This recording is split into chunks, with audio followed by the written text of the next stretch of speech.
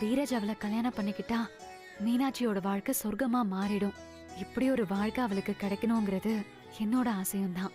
ஆனா அந்த ஆசை இவ்ளோ சீக்கிரம் நிறைவேறும்னு நான் எதிர்பார்க்கவே இல்லை.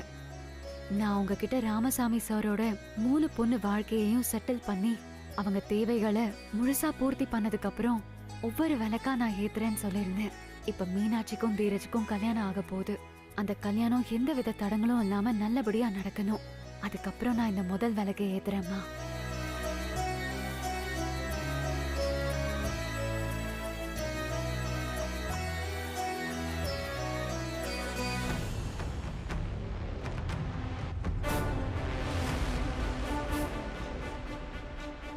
உள்ள வரலாமா?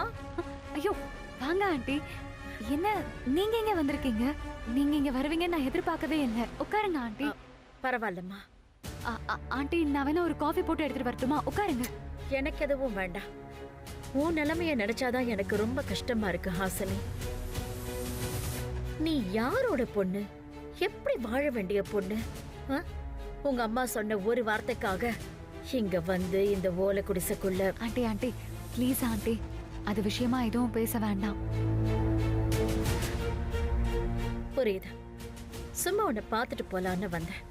ஆண்டி நீங்க மீனாட்சிக்கும் தீரஜுக்கும் கல்யாணம் பண்ணி வைக்க சம்மதிச்சதுக்கு ரொம்ப நன்றி ஆண்டி.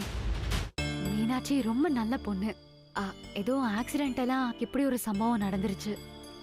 நீங்க மீனாட்சிய உங்க வீட்டு மருமகளா ஆக்க சம்மதிச்சிருக்கீங்க.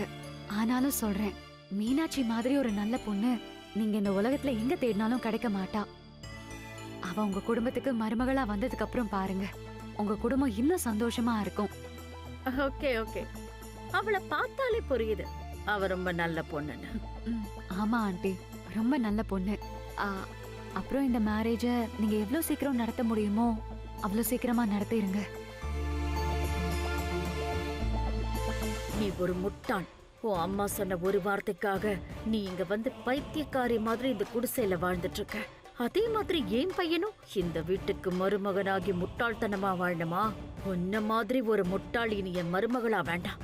அதே நேரம் நான் மீனாட்சிக்கும் தீரஜுக்கும் கல்யாணம் பண்ணி வைக்க சம்மதிச்சதுக்கு காரணம் என் அரசியல் வாழ்க்கையில எந்த சறுக்கலும் வந்துடக்கூடாதுங்கிறதுக்காக தான். இந்த கல்யாணம் மூலமா நான் என்னோட அரசியல் வாழ்க்கையில வேற ஒரு கணக்கு போட்டிருக்கேன். அந்த கணக்குல உன் அப்பா ஜிகேவும் அடக்கம். அந்த கணக்கு கிளியர் ஆகுற வரைக்கும் தான் இந்த மீனாட்சி எனக்கு மருமகளாயிருப்பான்.